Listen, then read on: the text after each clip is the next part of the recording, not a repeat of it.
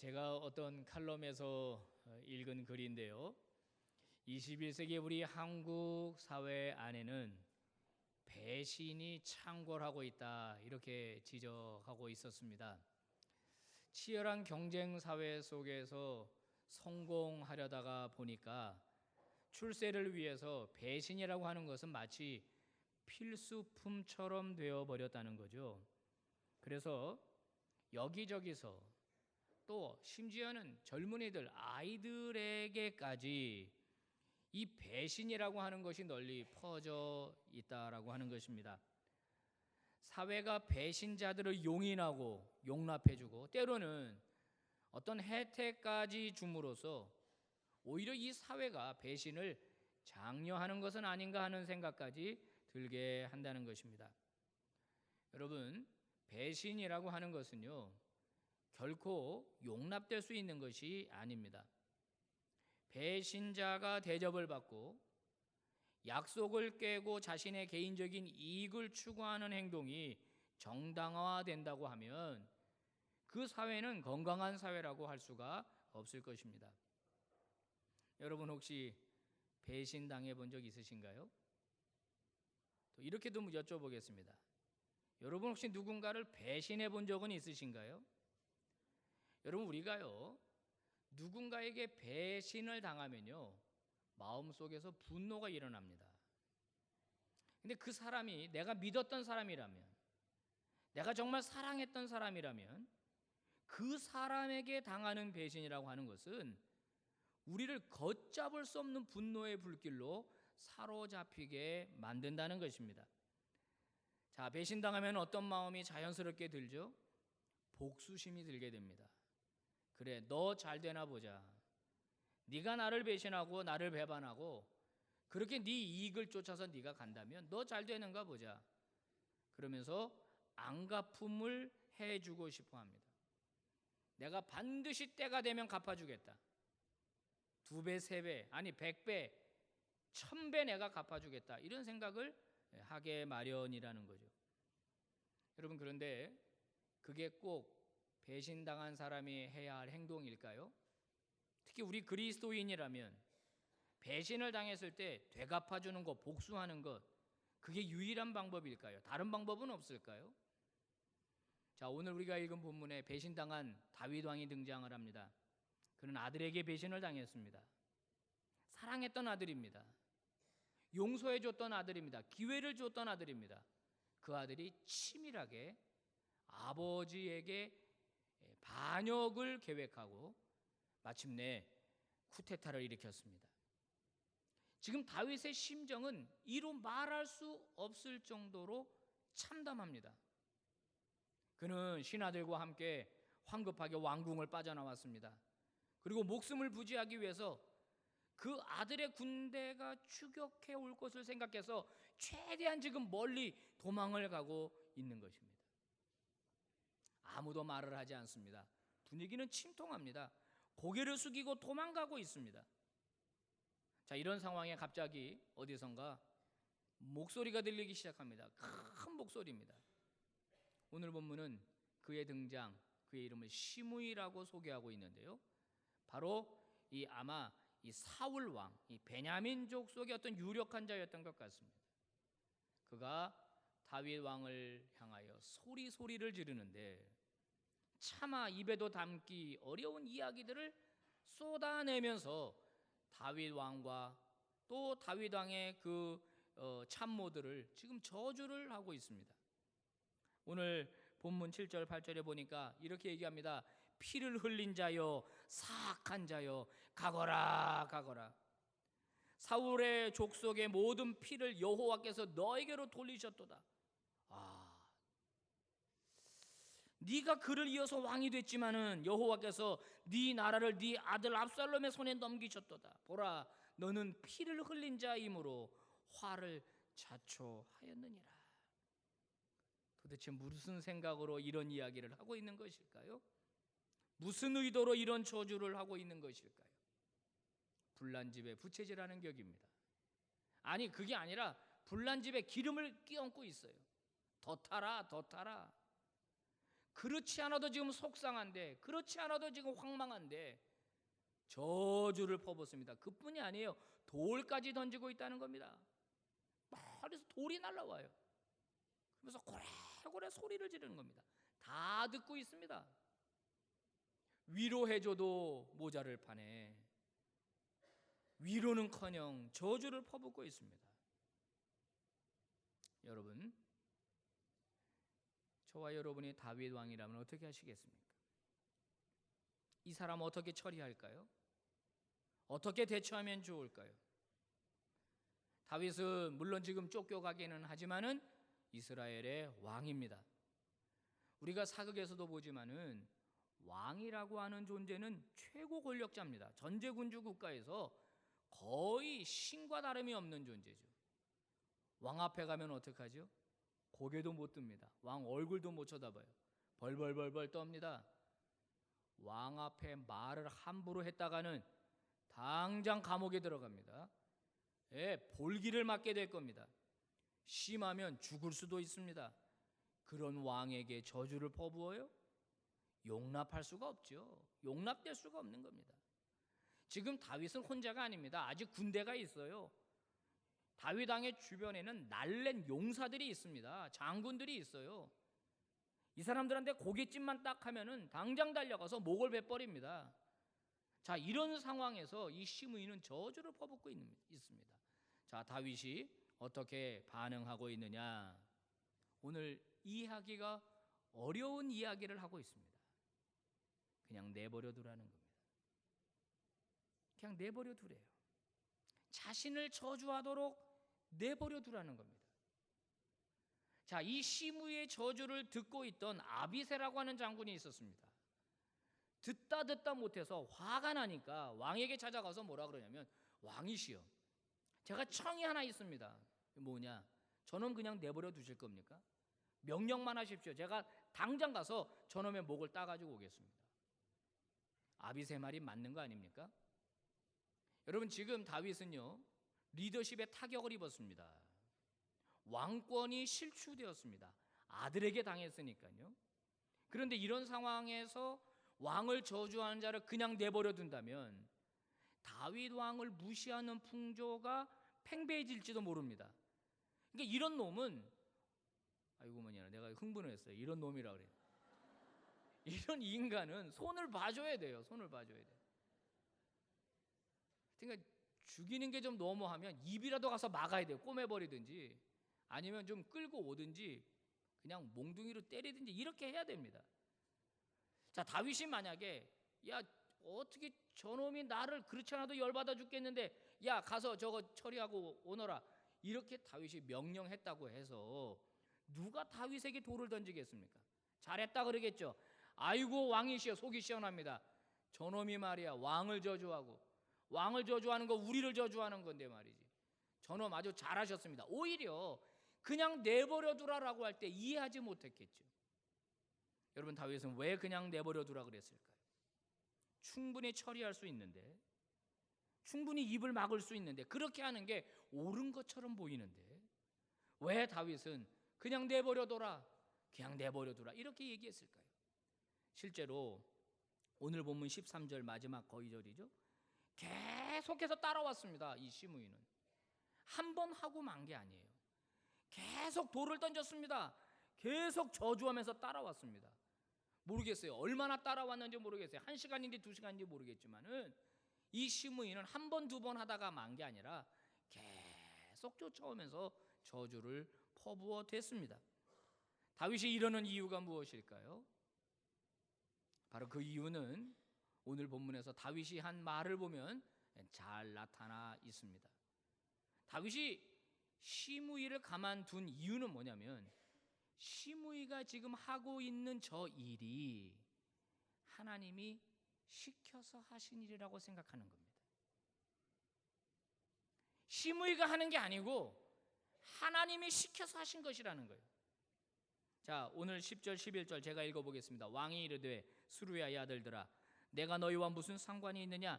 그가 저주하는 것은 여호와께서 그에게 다윗을 저주하라 하심이니 네가 어찌 그리하였느냐 할 자가 누구겠느냐. 또 다윗이 아비새와 모든 신하들에게 이르되 내 몸에서 난 내 아들도 내 생명을 해하려 하거든 하물며 이 베냐민 사람이랴. 여호와께서 그에게 명령하신 것이니 그가 저주하게 버려두라.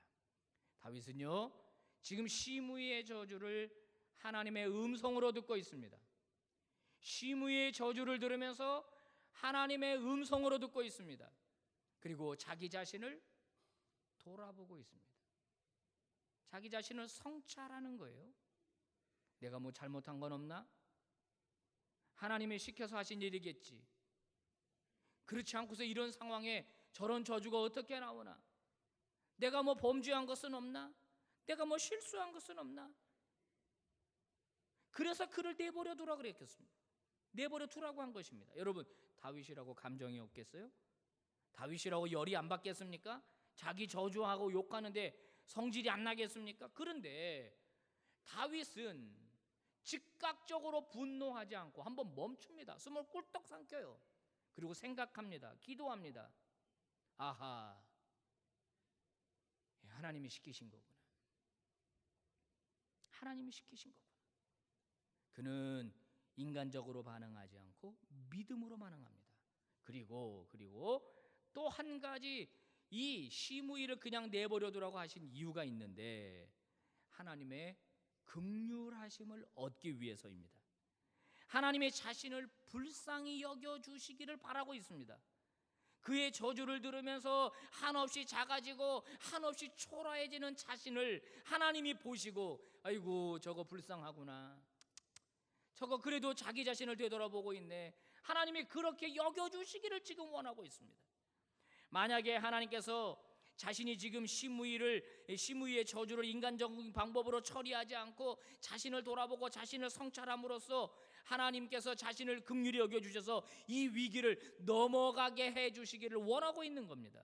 12절 말씀 아주 중요한 말씀이에요. 우리 다 같이 한번 우리 봉독해 봅시다. 12절 시작. 혹시 여호와께서 나의 원통함을 감찰하시리니 오늘 그 저주 때문에 여호와께서 선으로 내게 갚아주시리라. 그렇습니다. 다윗은 이 상황 자체를 하나님의 섭리로 받아들이고 있습니다. 자신의 인생이, 자신의 왕권이 지금 이 상황이 하나님 손안에 있다라고 하는 것입니다.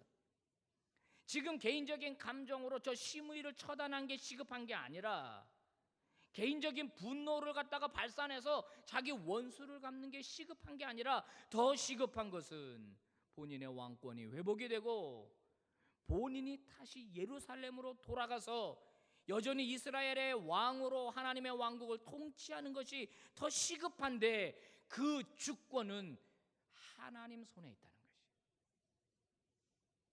자기 힘으로 할 수 있는 게 아니고 하나님이 허락하셔야 가능하다는 겁니다. 그래서 시므이를 죽이지 말라고 명령하고 있는 것입니다. 사랑하는 성도 여러분, 우리가 살다 보면 시므이 같은 사람을 만날 때가 있습니다. 그 사람은 어떤 사람입니까? 내 가슴에 불을 지르는 사람입니다. 나를 모욕하는 사람입니다. 근거 없이 나를 비방하는 사람입니다. 나를 무시하죠. 함부로 말하죠. 내 인격을 짓밟죠. 나에게 수치심을 안겨주죠. 그 사람만 생각하면 화가 치밀어 오릅니다. 그 사람만 생각하면 열이 받습니다. 그래서 우리는 복수를 꿈꾸죠. 복수의 칼을 갑니다. 기회만 되면 내가 반드시 되갚아주리라. 이런 분노의 감정을 내 가슴속에 차곡차곡 쌓아놓습니다. 그런데 여러분, 그럴수록 시므이가 죽는 게 아니라 내가 죽어요. 시므이가 죽는 게 아니라 내가 죽어요. 시므이가 망하는 게 아니라 내가 망해요. 내 삶이 엉망진창이 되는 거예요. 내 삶이 망가지는 것입니다. 여러분, 복수하면 속이 시원할 것 같지만 그렇지 않습니다. 여러분, 복수라고 하는 것은요, 또 다른 복수를 낳게 합니다. 그리고 문제는 또 다른 시므이들이 계속해서 나타난다는 거예요. 그러면 그때마다 복수의 칼에 피를 묻히시겠습니까? 그렇게 계속 복수하고 처단하고 안갚음을 해주고 그렇게 독하게 살면 기쁨이 넘치겠습니까? 그게 하나님이 원하시는 삶이겠습니까? 하나님이 기뻐하시는 삶이겠습니까? 그렇게 반응하는 것을 하나님이 원하실까요? 그렇지 않습니다.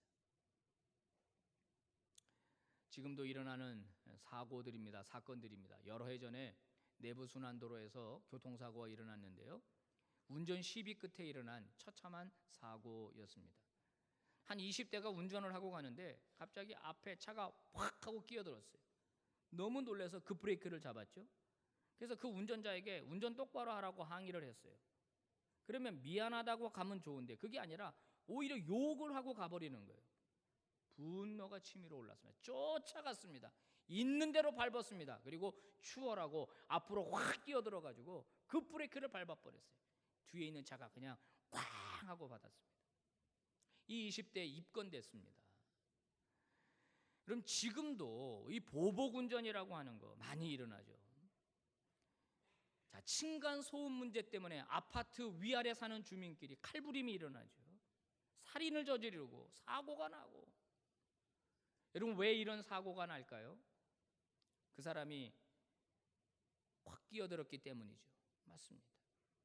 사과했으면 좋을 텐데 오히려 욕을 했기 때문이죠. 맞습니다. 근데 여러분, 더 큰 문제는 뭔지 아십니까? 내가 내 분노를 조절하지 못하는 거예요. 그럴 때마다 가서 앞에 갔을 거예요? 그럴 때마다 내려서 멱살 잡을 겁니까? 위에서 쿵쿵거린다고 칼 들고 올라갈 거예요? 내가 내 분노를 조절하면요, 이렇게 바뀝니다. 여러분도 한번 해보시기 바랍니다. 제가 주로 쓰는 방법이에요. 저라고 열이 안 받겠습니까? 운전을 하는데 갑자기 확 끼어들어요. 여러분, 제발 깜빡이 좀 켜요. 제발. 십자가 달고 다니시는 분들 차에 제발 좀 깜빡이 좀 켜세요. 그냥 쑥 들어와요. 새치기 합니다. 확 열이 받는데 그때 이렇게 하셔야 돼요. 한번 삼키고, 화장실이 급한가 보다. 이렇게. 약속 시간이 늦었나 보다. 누가 응급실에 입원했나 보다. 그러니 저렇게 가지. 이렇게 생각하면요, 분노가 안 치밀어 올라요. 또 하나는 뭔지 아세요? 나도 그럴 때 있었잖아. 나도 그럴 때 있었잖아. 사랑하는 성도 여러분, 우리는 오늘 얼마나 자주 별것도 아닌 일에 화를 내고 있나요? 분노를 조절하지 못해서 돌이키지 못하는 잘못과 실수를 얼마나 많이 저지르고 있나요? 그런 나 때문에 가족들이 힘들어하고, 직장 동료들이 힘들어하고, 그런 나 때문에 교우들의 관계에 금이 가고, 그런 나 때문에 하나님의 영광이 가려지고, 분노가 조절이 안 돼서, 화가 조절이 안 돼서 우리는 우리를 저주하는 시므이의 음성을 통해 하나님의 음성을 듣고 나를 돌아보아야 합니다. 시므이 같은 사람의 저주를 통해서 나를 돌아보는 것은 아무나 할 수 있는 행동이 아니죠. 그리스도인만이 할 수 있습니다. 처음에는 안 될 겁니다. 힘들 겁니다. 그런데 하다 보면 나도 모르게 내가 내 마음을 컨트롤할 수 있게 돼요. 조절할 수 있게 된다라고 하는 겁니다. 시편 42편에 한 시가 실려져 있습니다. 고라자손의 시로 적혀 있는데요, 이 시는 굉장히 힘들고 어려운 상황을 만난 것 같습니다. 무슨 일인지 모르지만 그는 굉장히 지금 힘들어하고 있습니다. 자, 사람들이 자기한테 종일토록 하는 말이 네 하나님이 어디 있느냐 그러고 비아냥거리고 욕하고 비난하고, 그래서 자기 눈물이 자기 음식이 되었다라는 겁니다. 거기다가 원수들이 자기를 압제하고 있기 때문에 여기저기 지금 쫓겨다니고 도망다니고 있다는 것이에요.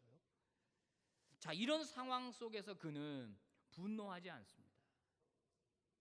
화를 표출하지 않습니다. 복수의 칼을 갈지 않습니다. 그때 그는 어떻게 합니까? 하나님의 주권을 바라봐요. 내 영혼아 어찌하여 낙심하며 어찌하여 내 속에서 불안하여 하는고, 너는 하나님께 소망을 두라.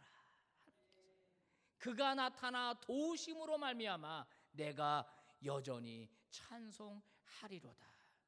하나님의 개입, 하나님의 주권, 하나님이 임재하시고 하나님이 개입하셔서 이 문제를 해결하실 것으로 믿고 하나님을 바라보고 그의 주권을 신뢰하고, 그러면 나는 결국 이 어려움을 벗어나서 하나님을 찬송하게 될 때가 올 것이다. 그는 믿고 있습니다. 개인적인 복수, 개인적인 감정을 표출하지 않고 하나님을 의지합니다. 마태복음 5장 산상수훈에서 예수님께서 이르죠. 자, 이렇게 말, 너에게 악한 행동을 한 사람들을 일일이 대적하지 말아라. 대적하지 말라는 말은 원수 갚지 말라는 말입니다. 보복하지 말라는 얘기예요. 오른뺨을 치거든 너도 그냥 이를 악물고 달라들어서 그냥 죽도록 패버려라, 이게 아니고 왼뺨을 돌려대라. 아, 힘들어요. 너의 속옷을 가지고 싶어서 소송 걸어오는 사람들, 이게 인간입니까? 내 속옷 가져다 뭐하게? 그런 인간들 걷어 좀 줘버려라. 억지로 너에게 오리를 가고자 하는 사람이 있다면 심리까지 가져라. 그러면서 예수님이 이렇게 말합니다. 내가 너희에게 이르노니 너희 원수를 사랑하며 너희를 핍박하는 자를 위하여 기도하라.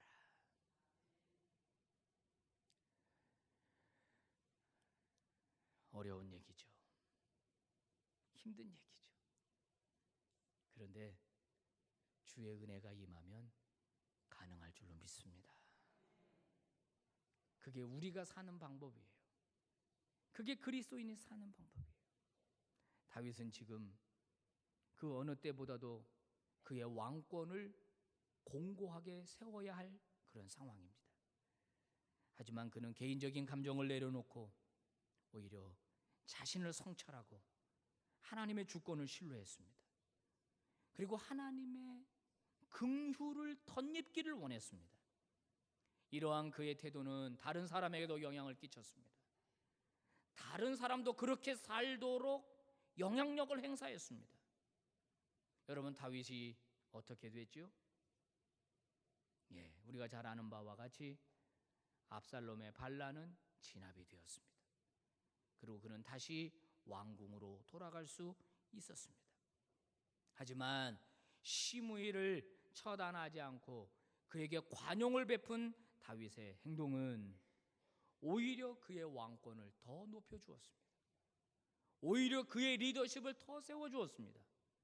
그리고 수많은 백성들이 다윗을 존경하고 사랑하게 만들었습니다. 참으십시오. 조절하십시오. 주의 은혜를 여러분 사모하십시오. 오늘 하나님이 우리에게 주신 말씀을 다시 한번 경청하기 바랍니다. 여호와께서 그에게 명령하신 것이니 그가 저주하게 버려두라. 혹시 여호와께서 나의 원통함을 감찰하시리니 오늘 그 저주 때문에 여호와께서 선으로 내게 갚아 주시리라. 기도하겠습니다. 하나님 아버지, 우리를 화나게 하고 우리를 분노하게 하는 일들이 얼마나 많이 일어나는지 모릅니다. 그럴 때마다 조절하지 못하고 화를 참지 못하고 폭발해버리는 저희들입니다. 사소한 것에 열받고 아무것도 아는 일에도 분노하며 내 감정을 컨트롤하지 못해 가족을 아프게 하고 이웃을 아프게 하고 교우를 아프게 하고 하나님 직장에서 동료들을 아프게 한 저희들입니다. 오늘 주의 말씀을 통하여 깨달음을 얻게 하시니 감사합니다. 그가 저주하게 내버려둬라. 하나님께서 그 저주 때문에 나를 불쌍히 여기시면 나에게 혹시 선으로 갚아주실 줄 누가 아느냐. 하나님, 이와 같은 여유가, 이와 같은 믿음의 배짱이 우리에게 있게 하여 주시옵소서. 악을 악으로 갚는 자가 아니라 악을 선으로 갚아버리는 위대한 하나님의 종, 그리스도의 제자들, 신실한 주의 백성들 다 되게 하여 주시옵소서. 우리 때문에 갈등이 떠나가게 하여 주옵소서. 우리 때문에 사고가 멈춰지게 하여 주옵소서. 우리 때문에 하나님의 샬롬이 우리가 가는 곳마다 넘치게 하여 주시옵소서. 예수님 이름으로 기도 올리옵나이다. 아멘.